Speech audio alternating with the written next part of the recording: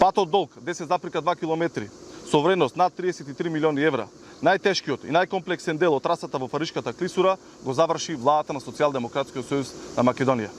Тоа граѓаните добро го знаат, но што направи ВМРО ДПМН?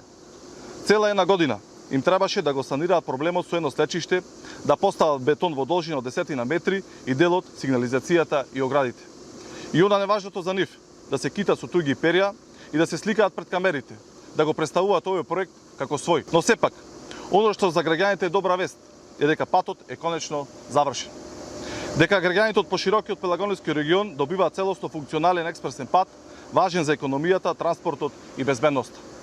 Со одговорност и посветеност кон реалните потреби на граѓаните, Социјалдемократскиот сојуз на Македонија многу инвестираше во различни капитални проекти, особено во патната инфраструктура. Експресниот пат Градско Дреново, обновата на патната делница кај Плетвар, патот од Прилеп кон Вештачкото езеро, почетокот на реализацијата на стратешкиот проект за изградба на автопат Прилеп Битола, како дел од коридорот 10D и слично. Им благодариме на сите вредни градежни работници, инженери, проектанти, на сите кои работеа и учествуваа во реализација на овој голем проект. Благодарам.